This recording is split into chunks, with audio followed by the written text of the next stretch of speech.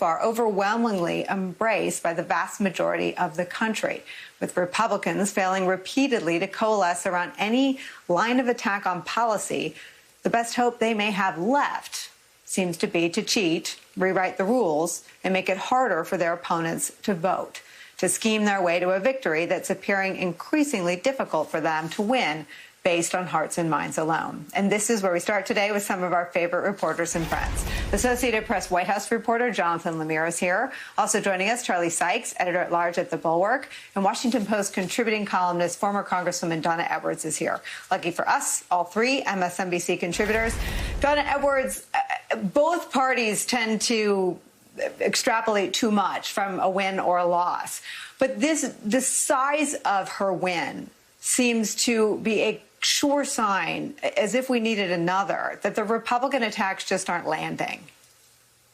Well, I think that's true. And also, I think if you look at special elections, it is particularly hard to get voters to turn out in a special election. I ran in one in a summer, and it's like pulling teeth to get voters out to the polls. And so I think Democrats are really heartened that not only did they have the right message, they had momentum, and they were able to raise the resources that it took to turn voters out. And then a candidate in Stansbury who ran very closely, tightly woven to the Biden agenda, which, as it turns out, and you described, is popular with the American people.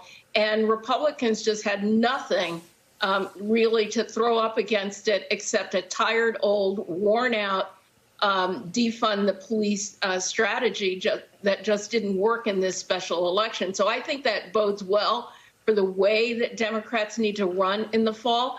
And I think the president has demonstrated that not only is he willing to go out on the road, but he's selling his agenda. The American people are buying it. And the more candidates wrap themselves up with a popular president, the more Democrats stand to beat the odds of this upcoming midterm election. Jonathan Lemire, this White House is so disciplined and so loath to get sucked into inside the Beltway debates, whether it was keeping their head down during the second impeachment trial of the ex-president, really speaking, using the president, I think, to weigh in yesterday on voting rights, something that's been brewing for many, many weeks now in Democratic circles. And they have the polls to point to. They also have something that A.B. Stoddard mentioned, I think, at the very beginning of February, that what this president and this White House would have would be a needle in an arm, a check in a bank account, very tangible, accessible outputs. And I want to read some reporting about the stimulus checks. A new analysis of Census Bureau surveys argues that the two latest rounds of aid significantly improved Americans' ability to buy food and pay household bills and reduced anxiety and depression, with the largest benefits going to the poorest households and those with children. Among households with children, reports of food shortages fell 42% from January through April. A broader gauge of financial instability fell 43%. Among all households, frequent anxiety and depression fell by more than 20%. One of the most, I think, startling signs early in the pandemic were the cars lined up at food banks. And this White House kind of went right into the belly of the beast that was the despair, the pandemic, and the economy, and seems to have significant and notable and noticeable outputs already. Yeah, Nicole, and there's a striking contrast to be made for President Obama, when Joe Biden, of course, was his vice president. When he took office in 2009, after the Great Recession, the stock market meltdown, he and his team also had a giant stimulus package and worked to resuscitate the economy. But it was very slow going.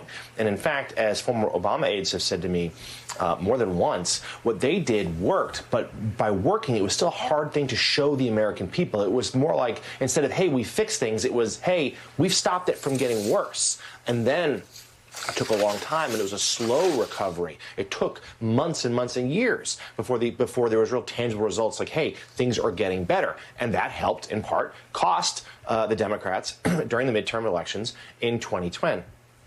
This White House has a different scenario. They were able to show tangible results right away. They were able to show, look, first of all, here's your vaccine. And we're all seeing the benefits of that now as the country seems to spring back to life in the last couple of weeks once the mask mandate was changed by the CDC.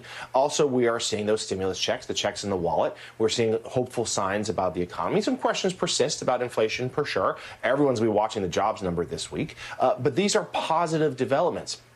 And the White House is selling them and reaping the benefits. We're seeing the poll numbers where this president is very popular. He's up in the 50s. Even some polls might even have him in the low 60s, a mark that President Trump certainly never reached when he was in office. So they feel good about that. They feel like they're delivering for the American people, and that's their best argument, perhaps, to buck the historical trends that the party in power loses seats at the midterm election. And it wouldn't take many seats, despite last night's win, for the Democrats to lose control of the House. So that's the hope. But they know they have a long way to go, and there are thornier issues ahead. Charlie, one of the times that history was bucked was when I worked in the White House in 2002, and it was sort of this unprecedented period after 9/11, a crisis I think that's been experienced in a way, in some ways, that parallels the crisis of the pandemic. Life, every aspect of life changed. A president coming in, pledging to be the president for all Americans. And we spend a lot of time sort of down the right-wing rabbit hole, justifiably, because right-wing extremism is now a national security threat. But the politics of what they're doing are, to me, less important, but just as confounding. They seem to be on this sort of sinking ship politically. And Philip Bump has some great analysis. He writes this: another remarkable development in the 2020 campaign that since faded was that the Republican Party declined to actually formulate a policy platform. One result, though, is that the party almost necessarily remains beholden to that same vague aim. Last month, I noted the increasing frequency of candidates who don't articulate any actual platform besides the left is bad, essential tenet of Trumpism. Not running on anything has some benefits. I'll be blunt here. It gives you a lot of flexibility. You can shoot from the hip. But when you're running against a president who has a plurality of support on foreign policy and the economy, you are in a pretty and crime and violence, immigration, you are in a historical hole, I think, as a Republican Party now. Well, right. And, you know, you mentioned 2002, 1998. These are relatively recent examples where the historical pattern was broken. Can I just mention the contrast between what you're talking about? I mean, we're having a moment of contrast today where you do have these successes of the Biden administration, where the economy is coming back. You do have the needles in the arms.